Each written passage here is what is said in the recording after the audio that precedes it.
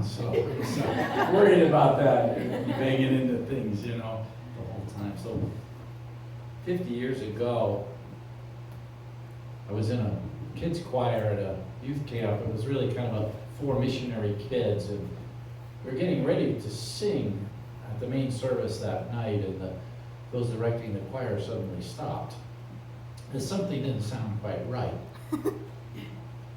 And so they started having sections singing, and they kept narrowing it down, and for some reason I was in the section that was getting narrowed down too. And then the moment came when they suggested that I not participate in the kids' choir. Now, even at 8 years old, I understood. They were saying, "You stink, could you please do something else?" And I was just there trying to participate. I just was there, wanted to be a part of things, and I thought we were singing for God. I was going to do something for God, and all of a sudden, I felt this incredible humiliation and shame of the words that were spoken over me because my performance didn't live up to their expectations. And I can remember, like it was yesterday, when I turned to walk away, and there was a handful of others who had chosen not to participate in the choir, and I was supposed to go play with them. And I wasn't really paying attention to where they were at, even though I didn't want to be by myself, but I can still remember the gravel road, and I can remember the trees on either side, and I can remember how I felt. And some of you understand exactly what that's like, don't you? Because it's not the only time that ever happened to me, and it's happened to you, and it's happened to you more than one occasion when your performance, for whatever reason, just didn't measure up to their expectations. They used words to shame you. So when you trusted someone you thought you could depend on, a family member, a friend, maybe something you read online. Now we get exposed to words, and there's no face, and there's no facial, there's no tone to how it was said, and so we have to interpret those words, and oftentimes it just, we know how it makes us feel. And we were preaching through, as Pastor Laura Lee said, a sermon, summer in the Psalms, and one of the beautiful things about the Psalms, and in a minute we're going to be looking at Psalm 69, but one of the beautiful things about the Psalms is that David really opens up and shares with us what's going on inside of him. We get an inner look at the landscape of a person of God, a man of God, who does a lot of great things and is greatly used by God, not perfect, but like us, also sometimes struggling with some of the things that are spoken over. And Pastor Tim, or Brother Tim, yesterday or last week shared with us about words and how our words can affect others. Today we want to look at how others' words can affect us. In Psalm 69, David, we don't know the historical context, but it doesn't mention anything about physical uprising or endangerment, but he focuses on the words and the insults, and that his name had become a byword in the kingdom, and people were mocking and shaming him. So in Psalm 69, go ahead and put it up here. In Psalm 69, we jump kind of into the middle of this psalm, in Psalm 69, and we pick up some of the words that David is using to describe his situation. And he's talking to God as the Psalms are written as prayers to God. And he says, "You know of my shame, scorn and disgrace. And you see all that my enemies are doing. Their insults have broken my heart." And then moving on to the next slide. He describes in a beautiful imagery as poetry, because Psalms, of course, is poetry, beautiful imagery of this feeling of almost like he's drowning underneath the overwhelming nature of all of these words and things that people have spoken over him. And he says, "Save me, O God." Isn't that what we pray when we get in trouble, right? This is actually how the psalm begins. "Save me, O God, for the floodwaters are up to my neck. Deeper and deeper I sink into the mire, and I can't find a foothold. I am deep in water, and the floods are overwhelming me." Now, when I was a kid, I wanted to leave the shallow end of the pool and go into the deep end because I had this thing called an older brother. And you got to keep up with the older brother. And everybody tells you, don't worry about it. He's 2.5 years older than you. You know, he wasn't doing this. It doesn't matter. I got to try to keep up with him. He was swimming better. I kind of could swim in a way. And I was supposed to stay in the shallow end, but I had kind of gotten beyond that rope that they have in the pool. And you get a little closer to the edge where that drop-off comes. And I was just so desperate to want to get in, and all of a sudden it kind of slipped a little. Some of you may have had an experience or a moment like this. When all of a sudden your feet, you can't feel the bottom of that pool anymore, and the water is suddenly starting to go higher, and you get panicky, like, oh no, you're going to cry, save me, oh no, I'm going to drown. Will I make it through this? And David is saying that's kind of how it feels for him. It's like that moment when people start saying things and you're in a situation and you realize that you're feeling that feeling of being attacked, and all of a sudden your mind gets kind of panicky. Your body starts to tense up, and you're not really sure what to say in response. And later on at night you rehearse it, right? You rehearse what happened. Everybody, I think, pretty much does that in their mind. And it's all the things you should have said. And, oh man, if I could just have a redo. I wish this was a video game. We could do a redo. Now I know where the traps are. Now I know what they're going to say. And I'm going to give them really good answers, because there are good answers. But at the moment, the way you responded was like semi-intelligent. I mean, you wouldn't want someone to evaluate your IQ based on your response. Because you felt overwhelmed by it. And David's like, anointed man of God. God's using him greatly. He feels the same thing you feel in those moments. So it's not only that he feels his heart is breaking and he feels overwhelmed, but it's also, we can move on to the next slide, that he's innocent.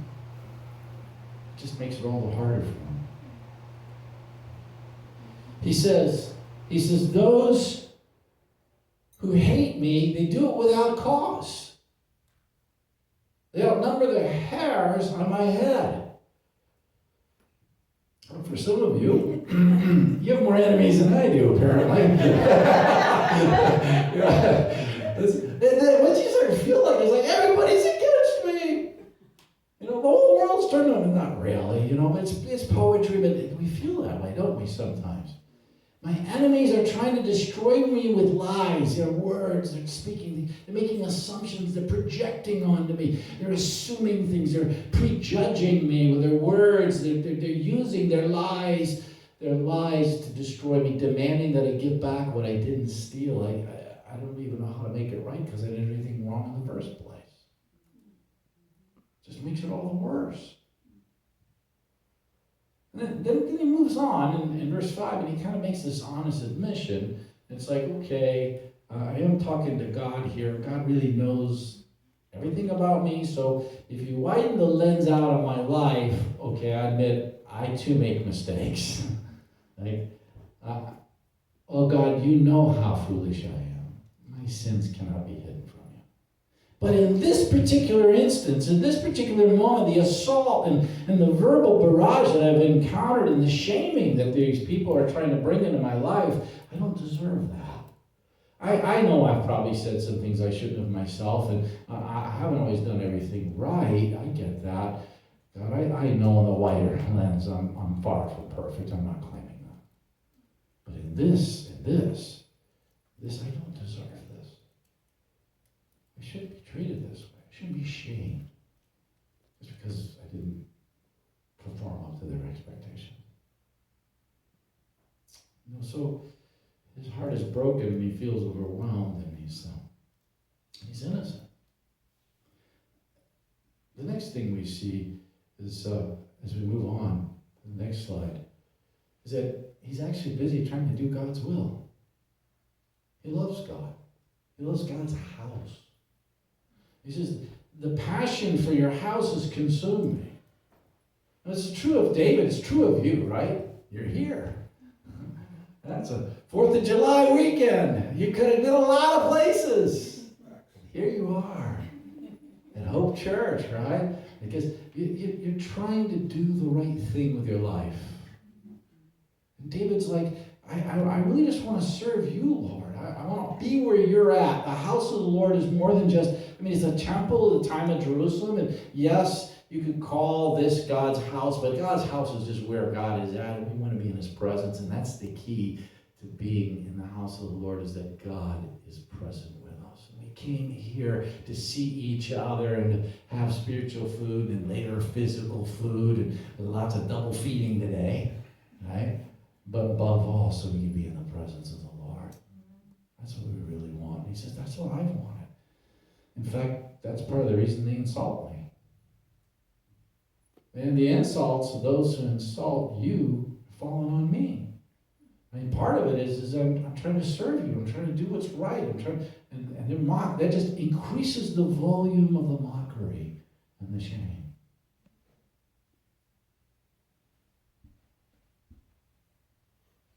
And then he says, I feel alone. He describes how those who were close to him, those he considered to be family members, maybe they were his actual family members, or maybe they're just people he was really close to that he felt like were family. They didn't stand up for him. They just looked the other way. They went silent. There he is in public being shamed, and he's like, where's my support team? Even my own brothers pretend they don't know me. In this moment, the people I've hung out with, people I depend on, people I laughed with and engaged in life with, they're acting like they don't even know me. So you get a picture of someone who's heartbroken and he's overwhelmed and he's innocent. He's trying to do God's will. And he's all alone.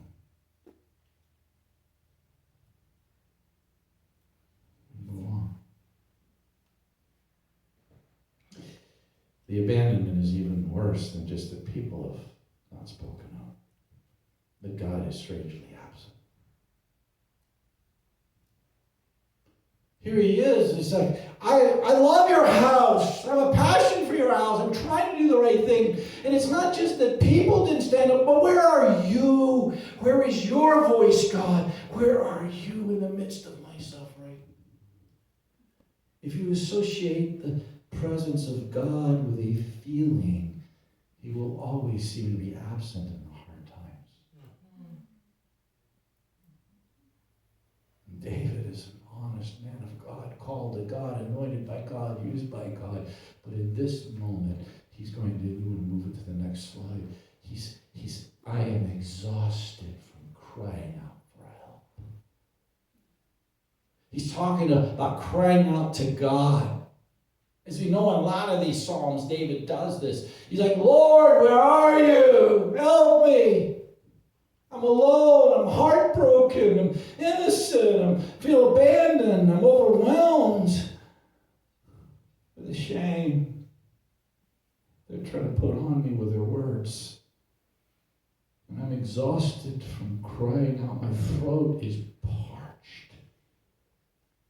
And what do I get? I have this parched throat crying out, where are you, God? Why have you forsaken me? They offer me vinegar for my thirst.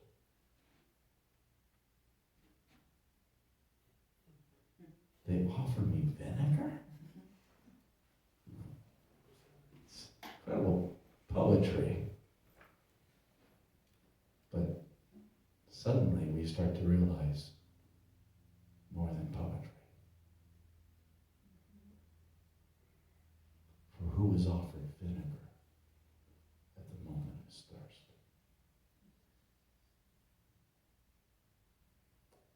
Not just David, the son of David, who is dying alone, forsaken by his disciples. They all scatter. They run for it.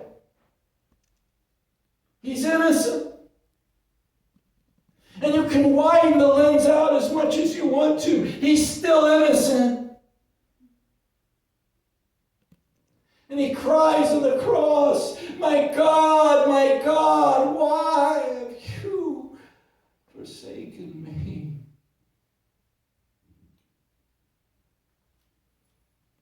And he hears the insults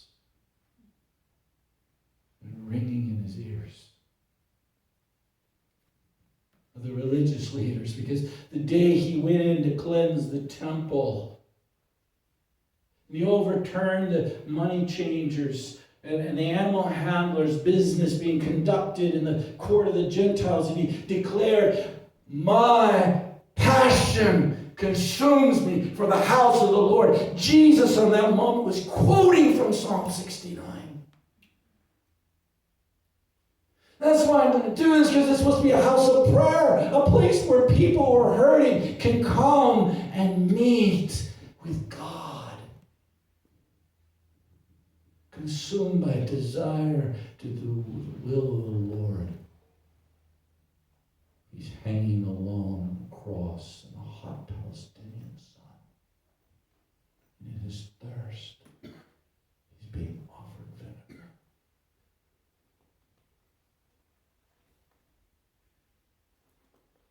Religious leaders are gathered around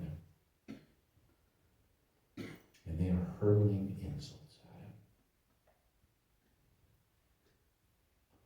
They're saying he said he could save others, he can't even save himself.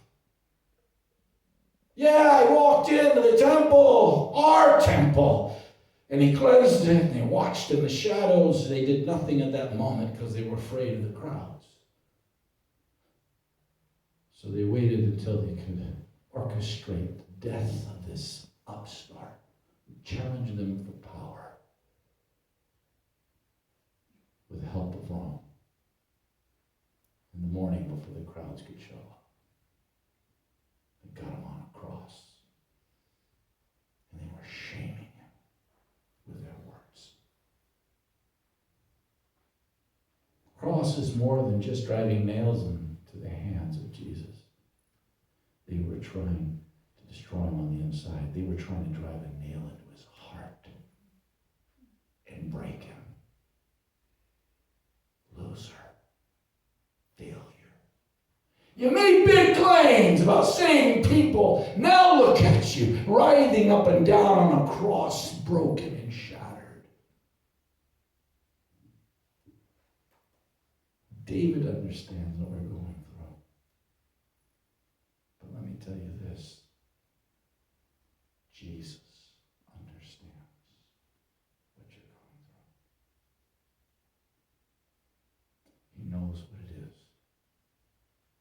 to not live up to their expectations, and for them to use words to shame him, just like you've experienced.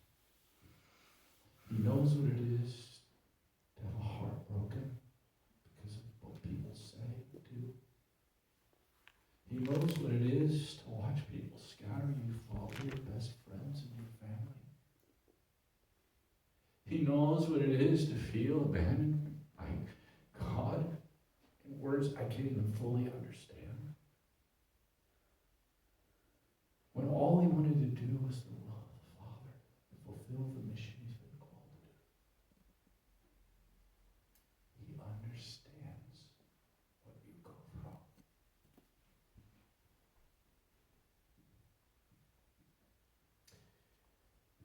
He understood what David went through. And so the next slide. The next slide is David here at this point now this is David wanting to get justice.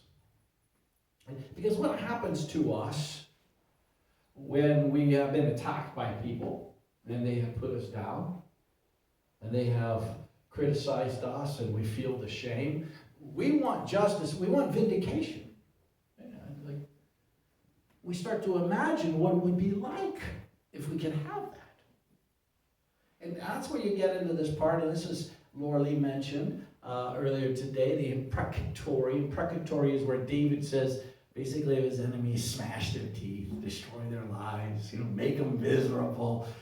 And normally when I read that under normal circumstances, I'm like, David, I can't believe you're saying this. But if someone has been shaming me and hurting me and ruining my life, I read that and go, yeah, amen, give it to him.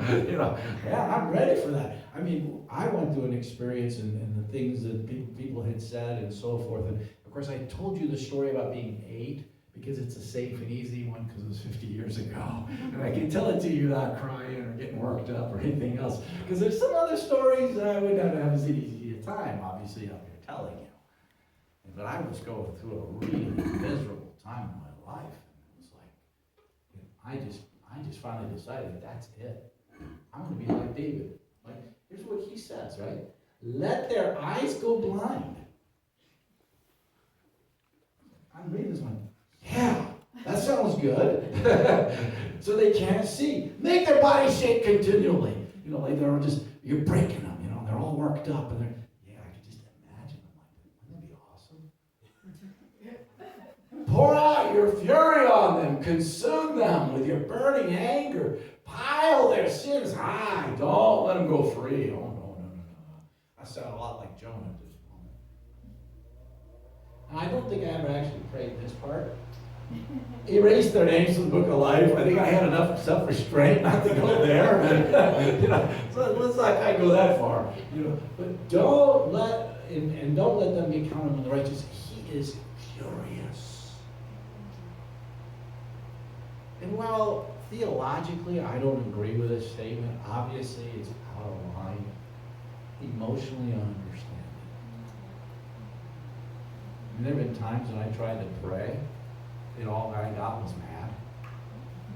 Because I got to start thinking about the situation, and my prayer turned to outrage. I'm like, I can't even pray now. And boy, this person's robbing everything from me. They're living in my head. I was going through this tough situation, and I decided that's it. I'm just going to tell them off. I am absolutely going to lay these people out. And if you know me, and most of you do, I'm actually pretty calm, relaxed, easygoing. As you tell Laura Lee, got the perfect husband. Yeah, we can do that. Sure. All right. Change the plans, that's fine. Flexibility. I was a missionary's kid growing up and moved every other year. I lived in different countries. I lived in 4 different countries before I was 11. I mean, you just get to the place where you speak, learn different languages, whatever. Okay, yeah, new country, sure, why not? So you just do that. It gets built into you. That's just part of how you live your life. And it's my temperament and personality and everything. And normally I'm that way, but in this instance, I was so furious. That's it. I am going to tell them exactly. And man, did I ever lay them out. Man, I mean, I'm just, everything they did, everything they assumed about me, and I even kind of projected on them, because sometimes they project on you, you kind of do it back, like they must have all kinds of evil intentions, and they start growing horns after a while when you think about it. Because they're just so bad, they're just so evil, and you're just tearing them apart. And it felt great. I did it. In front of the mirror in my bathroom. Have you done that? Yeah, you just let him have it. Fortunately, I was still listening to my mom's advice. She gave me this advice years ago. Mothers are that way. They have these great little pieces of wisdom. She said, you never regret what you didn't say. When I was a kid. And I've tried to live by that. You never regret what you didn't say. If I had really gone out there and said all that to those people, I don't think it would have changed anything. Looking back, I doubt it would have changed a thing, except I'd have a mess to clean up right now.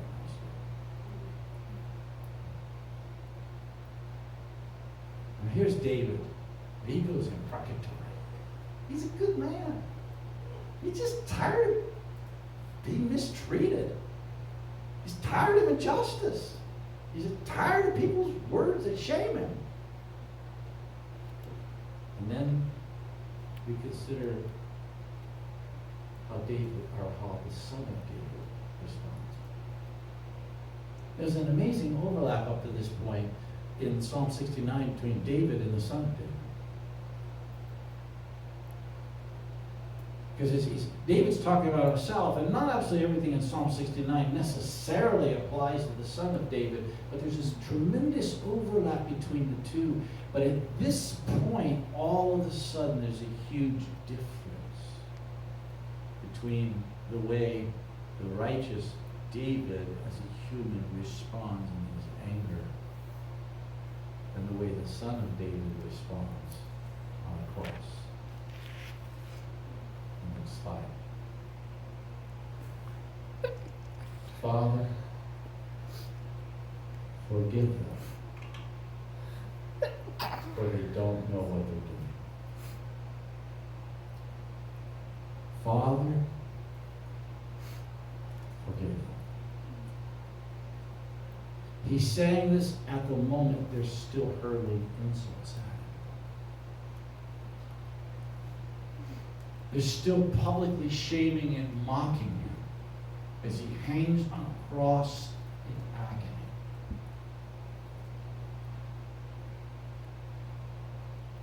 He says that, and next to him are two thieves. They're probably political zealots, individuals who have committed their lives, rightly or wrongly, they've committed their lives to political revolution to try to establish the kingdom of God on earth. But in their minds, they think they're doing something for God. They're bought into some of the messianic expectations that were swirling around first century Palestine. And they've given their all, and they are being crucified. It's the only reason Rome crucifies people, right? Political insurrection. And they are finding themselves on a cross being crucified next to the one who claimed to be king. And one of the thieves on the one side of Jesus is like, if you can save yourself and save us, do it. When he quickly realizes that's not how Jesus is going to respond. In other words, if you can end my pain right now, if you can end my suffering right now, God, do it. Otherwise, I have no use for you. And there are people who respond that way to God, and then he just goes off into eternity, yelling and screaming at a world that he thinks has treated him unjustly as he's being crucified. But on the other side of Jesus, there's another thief. And I don't know all that's going on in the mind of this man who's hanging next to Jesus on the cross. But I gotta imagine that he's thinking about his life in a moment like that. Thinking, how did it all go wrong and end here? Why didn't God ever show up? All this time and all this activity and all of our efforts to try to bring about God's rule on earth and get rid of the power of Rome that stands in the way, and God never ever shows up. Where's God? Where is God? Well, now I'm being crucified by life. And the answer is closer than you think. Suffering next to you on the cross. Where is God, you ask? Closer than you think. God doesn't stand at a distance and say, oh, you can make it through this suffering. Yes, he's not a cheerleader. He's not just giving you slogans. He's not patting you on the back saying things will get better. He is a fellow sufferer. He's a me too God. He joins in on that journey of suffering. When he comes into this world and takes on his humanity, he does not avoid suffering. And he does it in a way that the writer of Hebrews tells us that even though he's an eternal high priest who can open up a way to God for eternity, at the same time he's been tempted and tested and suffered just like we, and he understands us in our weakness. And there's something about the words that this man has heard Jesus say, Father, forgive him. I mean, the other thief is cursing and screaming and shouting. That's how you respond to people when they crucify you. That's what you do when people have shamed you and humiliate you. You just want to yell back at them. You want vindication.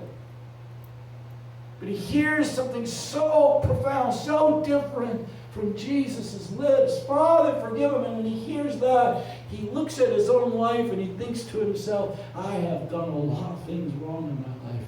But if this person next to me can forgive people who are in the midst of insulting him, maybe there's hope for me. Maybe this is a God who loves even when we're at our absolute worst. Even when and everything like that. It answers the question, does God love me? Pastor, you don't know. You don't know what horrible things I've done. If you were standing there cursing him at the moment of his suffering on the cross, he would still forgive you. What I really find fascinating about this moment is that Jesus just stops to have a conversation with his fellow sufferer. It's like if you were doing a movie, you would just slow down the imagery. In the background, you would hear the voices of people still screaming their obscenities and shaming, trying to shame Jesus for not having lived up to their religious expectations. But meanwhile, two fellow sufferers talk, hanging on the cross. Because he wants to talk to you.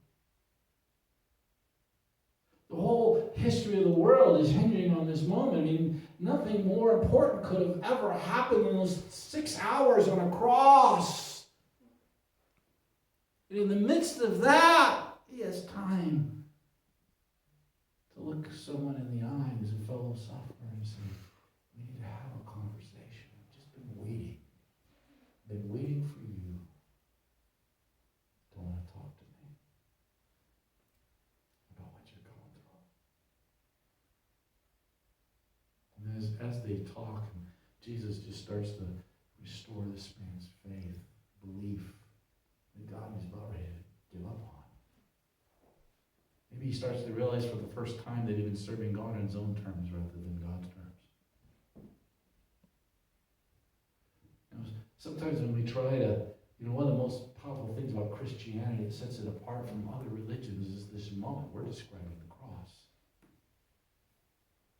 Because all kinds of religions around the world have really wonderful teachings and moral, advocating moral positions that would make your life better.